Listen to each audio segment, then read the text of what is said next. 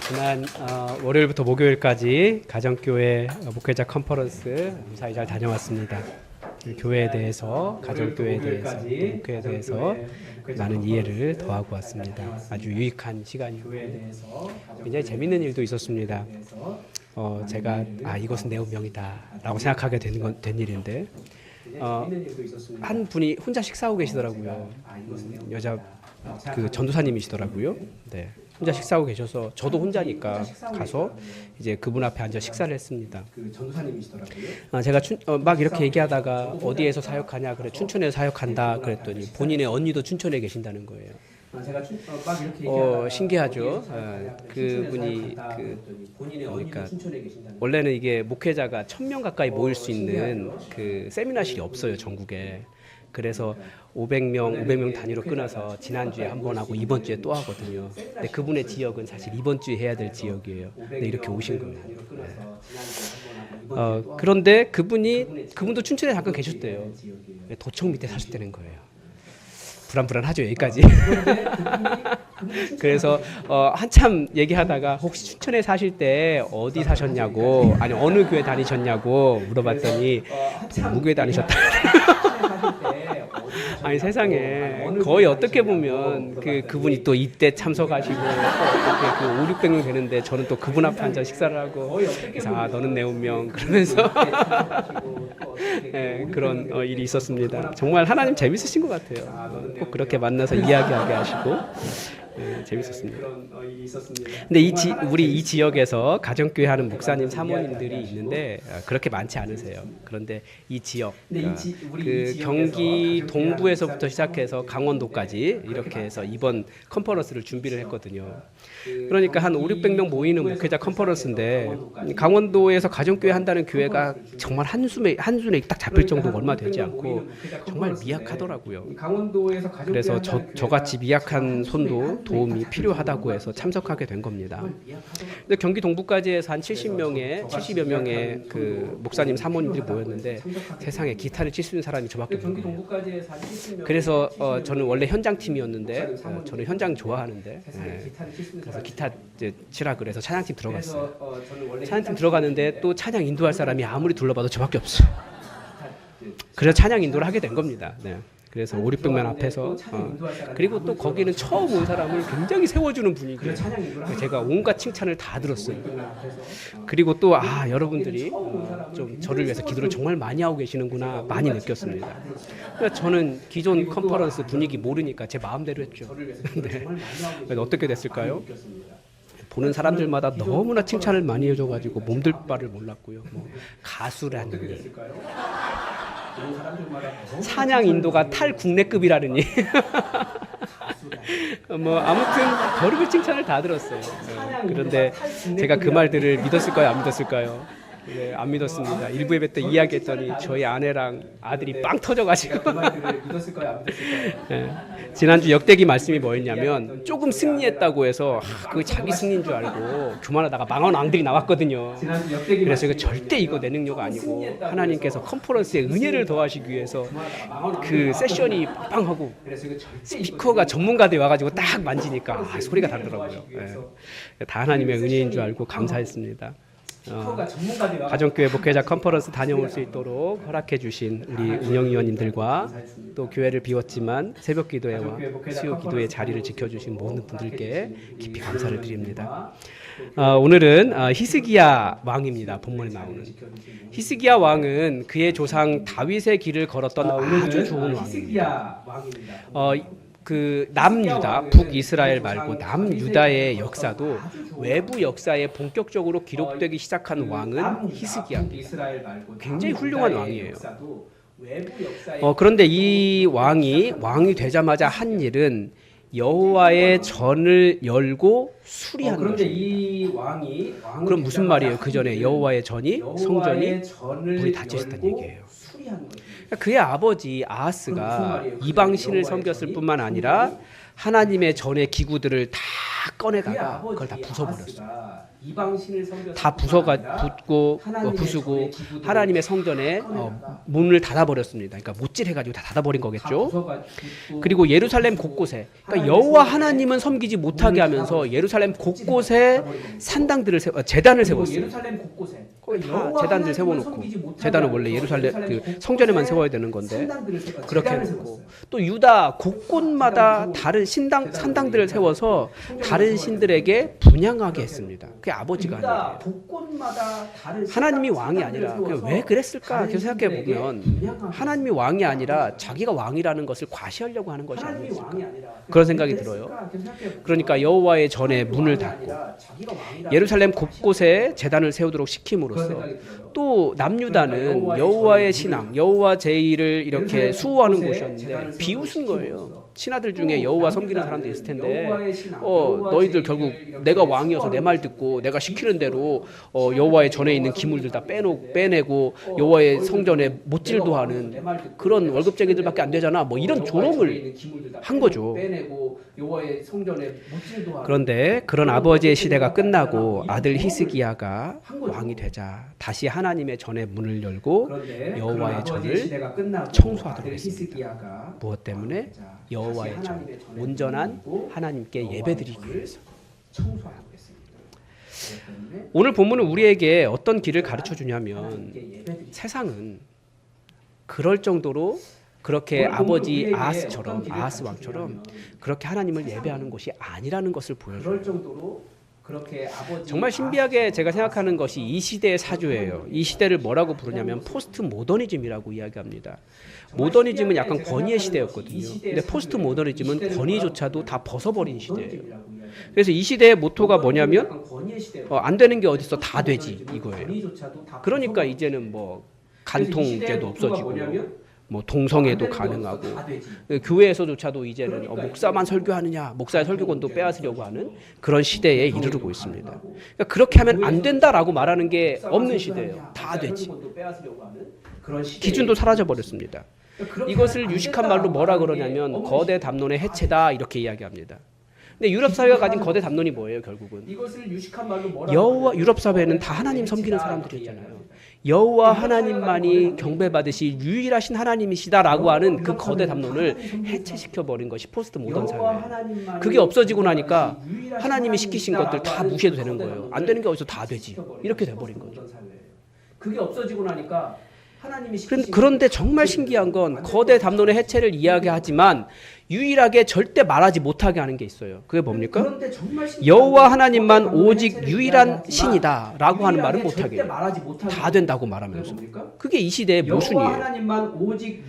세상이 원하는 것 모든 것을 다 숭배해도 되지만 여호와 하나님만 예배하라고 하는 말은 하지 말아라. 이상하지 않습니까? 다 되는데 그것만 안 된대. 다 뭐하고 있냐면 하나님을 공격하고 있는 말은 하지 말아라. 그러니까 아버지 히스기야의 아버지 아하스 왕이 한 일이 그겁니다. 다 섬겨도 되는데 곳곳에 제단도 쌓고 곳곳에 산당도 세우고 다 섬겨도 되는데 여호와만 섬기지 말아라. 이게 뭔 짓이에요? 곳곳에 제단도 쌓고 곳곳에 산당도 세우고 다 섬겨도 되는데 여호와만 섬기지 말아라. 그게 사실은 그때부터 지금도 모든 세상이 하고 있는 말이에요. 모든 우상 섬기는 종교들이 다 여호와를 섬기는 이 신앙을 공격을 해요. 그리고 TV도 그렇잖아요. 제가 예전에 TV 기자와 인터뷰를 한 적이 있는데 그 밑에 자막에 목사라고 안 나가요. 목사는 직장인 이렇게 나가지, 회사원 이렇게 나가지. 목사라는 말을 쓰지를 못하게 해요. 왜? 목사는 사회 구성원이 아닌가요? 이 시대가 그래요. 여호와 하나님만 섬기지 못하도록 하는 게 바로 이 시대예요. 그래서 최근에 어떤 목사님 설교 제목이 믿음도 우상됩니다 이렇게 돼 있더라고요. 왜 그러냐면 교회조차도 여호와 하나님을 예배하지 않고 다양한 것을 숭배하고 있다는 거예요. 대표적인 게 나 자신. 때로는 믿음도 우상된다는 말은 내가 믿음 생활했다, 이것이 나에게 구원의 근거로 작동하고 있는 거죠. 예수 그리스도의 그 은혜가 아니라 우리가 믿는 것이 무엇인지 우리가 정확하게 모르는 거죠. 그런 시대를 우리가 살아가요. 여호와 하나님을 예배하는 자가 되기보다 나의 자존심을 높이는데 우리는 신앙생활을 사용해요. 하나님께서 내 마음을 치시고 너 그렇게 살지 마라고 하는 말 앞에 말씀 앞에 겸손하게 나를 내려놓기보다 내 자존심을 세워주고 내가 잘하고 있어라고 하는 것을 이렇게 높여주는 그런 말들에만 반응하는 것이 이 시대라는 거예요. 교회라는 거죠. 그건 결국 자기 자신을, 자신의 공로를, 자신의 능력을, 자신의 높음을 예배하고 있는 것과 똑같습니다. 자신의 공로를 이런 세상 분위기 속에서 하나님은 저와 여러분을 부르셨어요. 우리가 성경을 쭉 보면 이스라엘이 남유다가 오직 여호와 하나님만 섬긴 것처럼 우리 생각하지만 실제로 여호와 신앙 가진 사람들은 아주 소수였고 다 다른 것 섬겼어요. 그러니까 우리 시대처럼 다 모든 세상이 다른 우상들, 다른 종교들 섬기고 있지만 그 가운데서 우리가 하나님을 예배하라고 부르심 받은 사람들이라는 겁니다. 그래서 11절에서 이렇게 가르쳐줘요. 내 아들들아 이제는 게으르지 말라. 여호와께서 이미 너희를 택하사 그 앞에 서서 수종들어 그를 섬기며 분향하게 하셨느니라. 많은 사람들 앞에서 우리를 택해 주셨다라는 거예요. 하나님을 예배하라. 그러니까 저와 여러분 하나님을 예배하라고 부르심을 받은 사람들입니다. 하나님을 예배하라. 여러분 예배가 무엇입니까? 그럼 예배가 무엇인지 알아요? 일주일에 한 번 이렇게 와서 이 자리에 앉아 있는 것만 예배입니까? 여러분 예배가 무엇입니까? 아니에요. 예배는 교회에서 가르치는 가장 근본적인 예배는 우리의 존재 방식이에요. 존재 방식이라는 것이 무엇입니까? 내가 무엇을 기뻐하는가? 무엇을 추구하는가? 무엇을 선택하는가? 무엇에 중심을 두고 있는가? 무엇에 감사하는가? 무엇을 위해 모이는가? 무엇에 영광을 두는가? 예수님의 표현대로 하면 무엇에 돈을 쓰는가? 이런 것들이 전부 다 우리의 존재 방식입니다. 근데 예배는 우리의 존재 방식이라는 거예요. 다른 말로 하면 하나님은 바로 나의 존재 방식이 전체가 다 오직 여호와 하나님을 기뻐하고 여호와 하나님을 추구하고 여호와 하나님을 선택하고 여호와 하나님을 중심에 두고 여호와 하나님 그분께 감사하고 그분 때문에 감사하고 그분 자체를 감사하고 그분을 위해서 모이고 그분께 영광을 올려드리고 그분이 내 하나님 되었다는 것 자체가 영광이 되는 그 존재 방식 자체가 예배라는 거예요. 일주일에 한 번 모여서 거룩하게 손들고 막 이러고 찬양했는데 딱 교회 밖에 나가자마자 막 싸우고 이건 예배 방식이 아닌 거예요. 나의 존재 방식이 어디 있는 거예요? 존재 방식. 나한테 있으니까 손드는 것도 다 나를 위해 손든 거고 밖에 나가서 싸우는 것도 나를 위해 싸우는 거잖아요. 예배라고 하는 것은 그런 나의 존재 방식인 거예요. 성경은 저와 여러분을 왕 같은 제사장이다, 제사장으로 부르셨다라고 말씀하세요. 많은 사람들이 있어요, 이 땅에. 그런데 그 사람들 중에서 저와 여러분의 예배받기를 기뻐하신 분이 우리 하나님이십니다. 때로는 우리 자신이 나는 예배할 수 있는 존재가 아니야. 내가 이렇게 부족하고 죄도 많고 뭐 그런데 어떻게 하나님을 예배할 수 있는 사람이 되겠어? 라고 말하지만 그건 내 입장이에요. 그것조차도. 나같이 부족한 저와 여러분같이 부족한 사람들의 예배받기를 기뻐하셔서 이 수많은 사람 중에서 우리를 택하셨다고요. 그렇기 때문에 우리는 담대히 주님 보좌 앞에 나아가 우리의 찬양받기를 기뻐하신 하나님을 예배할 수 있는 것입니다. 그게 우리의 부르심이라는 거예요. 우리 존재가 바뀐 이유가 그거예요. 지금까지 다른 것을 기뻐하고 다른 것을 감사하고 다른 것을 추구하고 나 자신을 위해 노래했다면 이제는 여호와 하나님을 예배하는 자로 살아갈 수 있다는 거죠. 제가 이번 그 컨퍼런스 찬양 인도하면서도 그것을 알았어요. 다른 것이 아니라 오직 여호와 하나님을 바라보기 때문에 많은 목사님, 사모님들이 그분들 정말 순수하시거든요. 가정교회 하면 목사가 영광이 없어요. 기존 교회가 추구하는 방식으로 교회를 추구하지 않아요. 나이가 들어도 목사의 사명은 무엇이에요? 목사의 직이 사명이 아니에요. 목사의 직은 여러분이 저한테 목사 여기까지 하십시오. 그러면 끝이에요. 저는 그때부터 목사입니까 아닙니까? 잘 생각해 보세요. 목사예요 아니에요? 목사 아니에요. 직이기 때문에. 그렇지만 사명은 어떻습니까? 복음을 전하는 사명. 그건 영원히 이어지는 거예요. 은퇴해도 해야 되는 일이에요. 여러분이 그만하라고 해도 그건 해야 돼요. 그게 사명이거든요. 그러니까 목회자 컨퍼런스에 나이 많으신 분들이 많이 계시더라고요. 왜요? 그분들은 여전히 복음 전하고 영혼을 살리고 구원하는 일을 계속하는 거예요. 사명이니까. 지금 끝났어도. 찬양을 하면서 그 반응을 그대로 느낄 수 있었어요. 지금 끝났어도. 다들 하나님을 예배하고 있었던 거죠. 나를 내려놓고 있어. 그런데 이 하나님을 예배하는 일에 부름받은 사람들에게 준 첫 번째 명령이 무엇입니까? 5절에 보면 이제 너희는 성결하게 하고 또 너희 조상들의 하나님 여호와의 전을 성결하게 하여 그 더러운 것을 성소에서 없애라. 또 너희 조상들의 하나님 여호와의 전을 성결하게 하여 성전의 성결, 성소의 성결, 성결이었습니다. 하나님을 예배하는 일에 가장 중요한 첫 번째 일은 성결이에요. 우리는 예수 그리스도 때문에 우리의 죄를 용서받았지만 또 우리가 해야 될 청소가 있는 거예요. 참 안타까운 것이 성소는 여호와 하나님의 언약궤가 있는 곳인데 거기마저도 그 거룩한 곳마저도 그 아버지 아사가 더럽혀 버린 거예요. 여호와 하나님의 언약궤가 있는 곳인데 거기마저도 그 거룩한 곳마저도 그러면서 여호와 하나님만 섬기지 못하게 하고 다른 신들은 다 열심히 섬긴 거예요.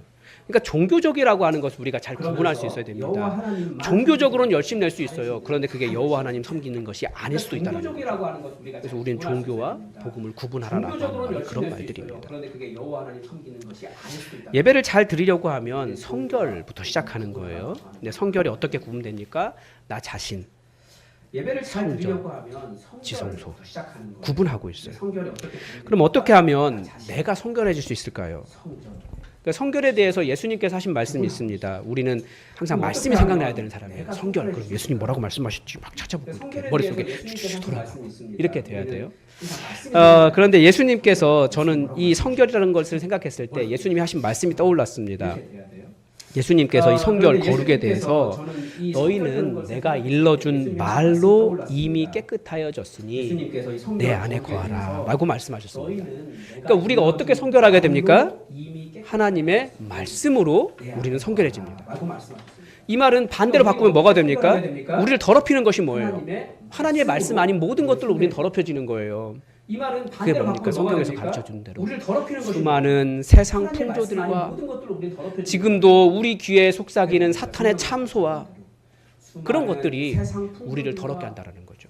우리는 그런 것들을 청소해야 되는 거예요. 그러니까 세상 살면서 우리 그런 것들 많습니다. 인생 그렇게 사는 거야. 다들 그렇게 살고 이게 맞아 라고 말하는 것들이 많이 있어요. 그런 것들이 정말 맞는지 하나님의 말씀으로 밀어내야 돼요. 이 빈 공간은 깨끗한 게 아닙니다. 빈 공간은 하나님의 인간이라는 존재는 그래요. 하나님의 말씀으로 채우지 않으면 거기는 다른 헛된 걸로 채워지도록 원래 창조되어 있어요. 인간은 무엇인가 경배하게 되어 있으니까. 그러니까 하나님의 말씀으로 점점 세상 풍조와 사탄의 말들을 밀어내지 않으면 우리는 결국 세상 풍조와 사탄의 말들로 가득 차서 하나님을 예배할 수 없는 지저분한 곳으로 남아있다. 물론 세상 사는 데는 도움이 될 거예요. 다 그렇게 살아가니까 나도 거기에 맞춰 잘 산다라고 이야기할 수 있겠죠. 그러나 말씀은 거기를 거룩하다고 말하지 않는다라는 거죠. 그런데 왜 예수님의 말씀으로 우리를 거룩하게 하는 것이 중요할까요? 예수님께서 요한복음 8장에서 그 예수님을 죽이려는 사람들에게 뭐라고 말씀하셨냐면 내 말이 너희 안에 있을 곳이 없으므로 나를 죽이려고 하는도다. 하나님의 말씀이 안 들어가기 때문에 예수님을 죽이게 되는 거예요. 다시 보면 그 예수님을 죽인 사람들도 다 여호와 하나님 섬긴다는 사람들이었고요. 가장 종교적인 사람들이었어요. 그런데 하나님의 말씀이 아니라 다른 자기들이 말하는 율법과 자기들이 옳다고 하는 것들로 가득 차 있었기 때문에 하나님의 말씀이 들어가지 못하고 예수님을 죽이는 데까지 나아갔다고. 그래서 우리는 점점 하나님의 말씀으로 나를 바꿔가고 나를 청소해가고 나를 점점 세상의 풍조와 사탄의 말들을 밀어내야 되는 거예요. 그래서 예수님은 뭐라고 말씀하셨냐면 말씀이 거한다. 그러니까 내 안에 말씀이 살아간다라고 말씀하셨어요. 그러니까 말씀이 살게 하도록 해야 돼요. 그러려면 여러분 계속해서 교육 받으셔야 됩니다. 우리 교회가 어떻게든지 말씀 위에 서려고 말씀의 교육에 힘을 쏟고 있는데 점점 늘어나야 되는데요. 그게 그런데 한 번 하거나 혹은 나에 관심이 없거나 혹은 나는 안다라고 생각하고 생각보다 많이 참석하지 않으세요. 그러니까 복음 기초반 같은 경우도 우리가 꼭 알아야 되는 내용, 가장 기본적인 내용이거든요. 근데 한 번 했는데 그 다음에 못했어요. 기초 발이니까 다 아신다고 생각하겠지만 원래 기초가 튼튼해야 되지 않습니까? 그러니까 한 번 들었으면 완전히 내가 될 때까지 계속 또 들으셔야 돼요. 성경을 읽어주는 도 똑같습니다. 한 번에 끝나는 게 아니에요. 성경이 오늘 묵상하고 내일 묵상하면 또 다른데 같은 본문이라고 할지라도. 그러면 계속 공부하시는 거예요. 그리고 내가 성경에 대해 잘 모른다. 그러면 들어가셔서 열심히 공부하십시오. 우리 이제 전문 강사가 2명이나 있어요. 대단한 교회예요. 엄청난 일이에요. 여러분들 열려 있으니까 열심히 들어오셔서 성경 말씀 열심히 보시고 앞으로 계속해서 하나씩 더 만들어질 겁니다. 그럴 때만 여러분 열심히 참여하셔서 말씀으로 내 안에 있는 세상 풍조와 헛된 것들과 사탄의 말들을 몰아내지 않으면 헛된 게 살아요. 마치 성전에 잘못된 것이 있어서 그걸 청소해야 되는 것처럼 그런 문제가 발생합니다. 말씀으로 밀어내십시오. 내 안에 말씀이 살아갈 수 있도록 그렇게 하는 것이 성결입니다. 그 다음에는 성전을 성결하게 하는 것인데요. 저는 이것을 그 눈에 보이는 공간에 대한 성결이라고 생각을 합니다. 성결이 무엇입니까? 왜 여기서는 그 성전이 더럽다고 이야기한 겁니까? 실제 성전이 더러워졌기 때문에 그래요. 그러니까 여호와의 전에 더러운 것들, 우상들을 가져다 주고 때로는 부서진 것들을 그대로 방치했습니다. 실제 공간에 문제가 생긴 거예요. 하나님의 거룩한 공간. 그런데 성결은 실제 눈에 보이는 공간에 대한 성결을 잃어버리면 우리는 진짜 성결을 잃어버릴 수가 있어요. 인간이 그래요. 이게 공간과 실제 눈에 보이는 것과 이게 분리된 게 아니거든요. 내 몸을 막 그 더러운 일에 이렇게 막 쓰면서 나는 거룩하다, 내 마음은 정결하니 그렇게 말할 수 있습니까? 그렇게 말할 수 없는 것과 똑같아요. 실제 눈에 보이는 공간과 내가 분리된 게 아닙니다. 그래서 우리는 눈에 보이는 중심만 중요하고 눈에 보이지 않는 중심만 중요하다고 하면서 눈에 보이는 것을 무시한다면 그걸 뭐라고 이야기해요?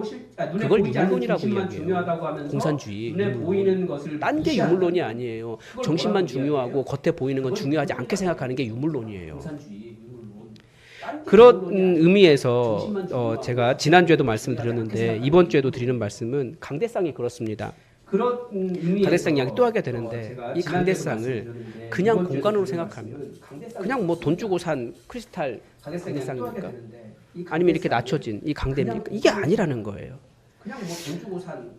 여기가 하나님의 말씀이 선포되는 곳이라고 구별해서 거룩한 마음을 우리 스스로가 갖고 구별해내지 않으면 여기는 거룩한 곳이 되지 못해요. 그런데 우리가 구별하여 거룩하게 생각하면 여기서 거룩을 배우게 되고 성결이 일어나는 거죠. 만약에 이게 눈에 보이는 그냥 유물론적으로 바라보면 뭐 산은 산이고 물은 문이다, 강대상은 강대상이지, 돈 주고 산 거지 이렇게만 말해버리면 그 사람은 기본적인 거룩을 놓치게 되는 것입니다. 그래서 중요한 것이에요. 강대상에 오르는 사람들, 말씀을 전하는 목사이든지 기도를 하러 올라오는 집사님, 권사님, 장로님이시든지 여기에 오른다는 것을 굉장히 거룩한 자리에 오르는 그 마음을 갖기 시작할 때 우리는 진짜 성결을 배워갈 수 있다는 거죠. 제가 보니까 우리에게 그 공간에 대한 구별이 있어요. 없는 것 같지만 우리 공간이 부족하잖아요. 근데 밥 먹을 때 식판 가지고 이 예배당 안에 들어와서 식사하시는 분 아무도 안 계시더라고요. 왜 그래요? 여기를 구별하고 있는 거예요. 그러면서 우리는 이곳에 거룩을 만들어가고 이곳을 성결하게 하고 있는 거죠. 마찬가지입니다. 실제 공간, 하나님의 공간, 하나님의 이름이 묻어있는 공간을 귀하게 여기는 것을 통해서 우리는 성결을 배워갑니다. 마지막은 성소죠. 성소는 1년 중에 한 번 그것도 구별된 제사장만 들어갈 수 있는 거룩한 장소였습니다. 그런데 거기에도 더러운 것들로 가득 채워져 있었어요. 그러니까 히스기야의 아버지 아하스가 얼마나 하나님 무시했는지 잘 알 수 있어요. 이게 바로 마음의 중심인 거예요. 가장 소중한 거. 거기에 무엇을 모시고 있느냐.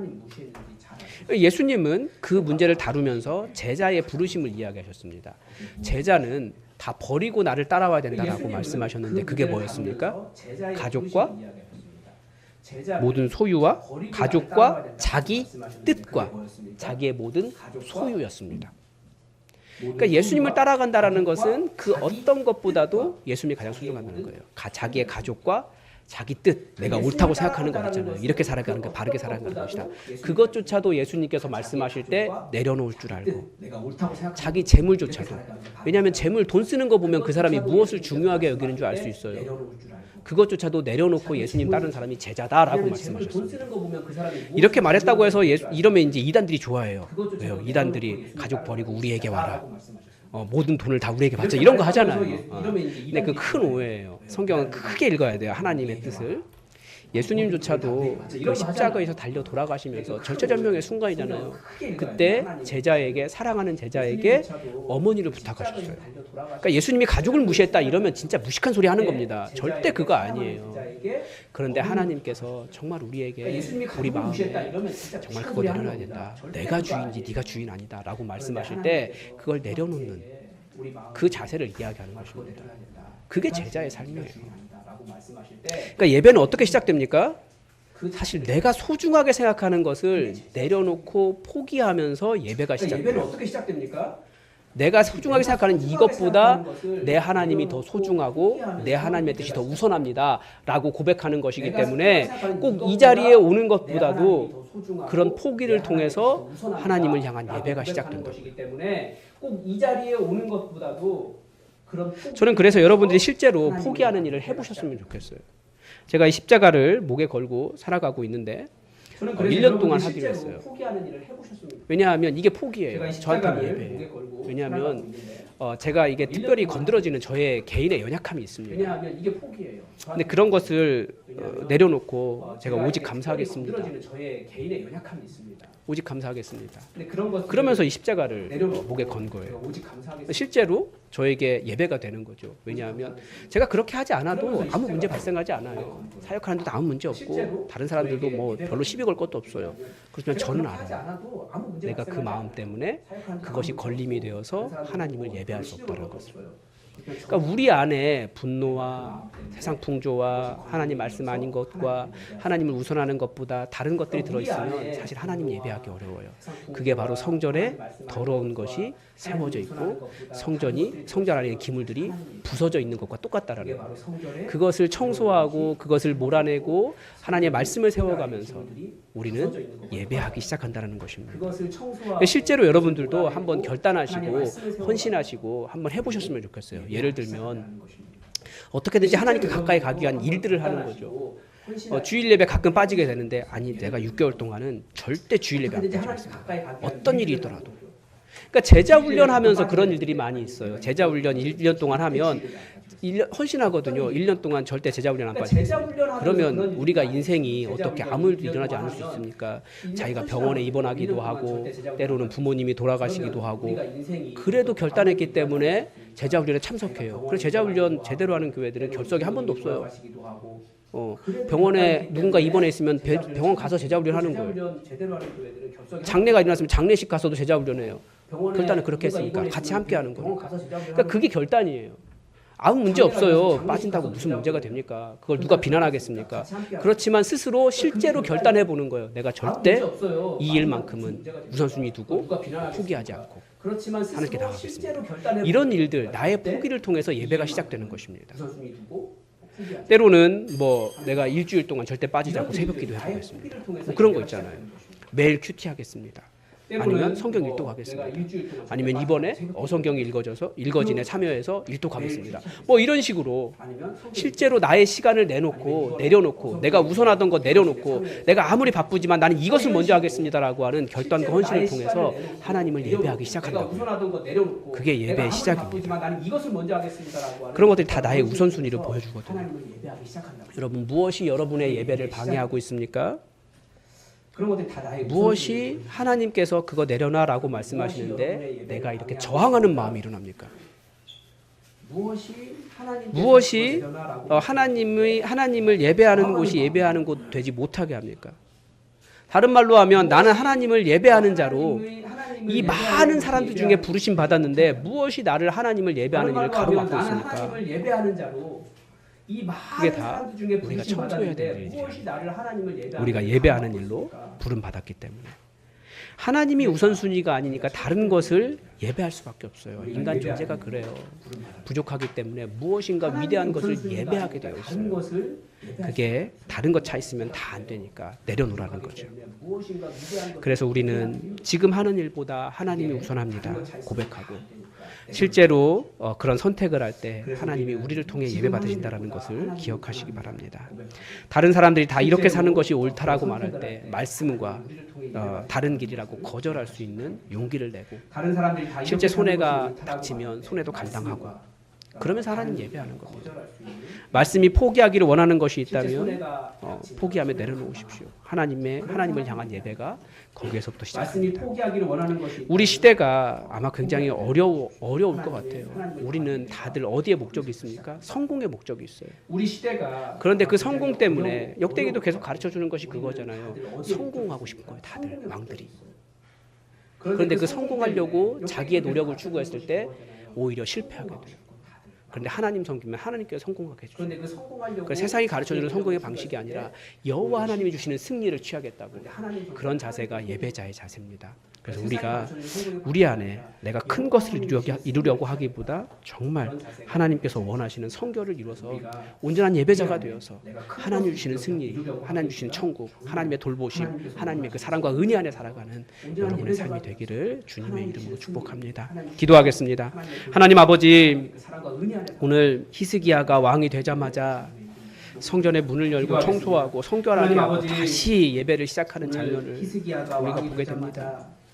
하나님, 이 땅의 많은 사람들 중에 하나님을 예배하지 않는 이 세상 속에서 우리의 찬양받기를 기뻐하시며 우리를 예배자로 불러주셨는데 우리 안에 더러운 것들 다 내어버리고 오직 주의 말씀으로 우리를 성결하게 하여 온전히 예배할 수 있도록 우리를 주의 성령께서 인도하여 주시옵소서. 하나님, 주의 성령께서 우리에게 말씀해 주셔서 온전히 우리가 버려야 할 것이 무엇인지 제대로 깨달아 알게 하시고 그것들 하나하나 내려놓으며 진정한 예배가 이루어지게 하여 주시옵소서. 모든 것 감사드리며 예수님의 이름으로 기도드립니다. 아멘. 우리 다 함께 찬송가 312장으로 말씀을 주신 하나님께 찬양 올려드리겠습니다.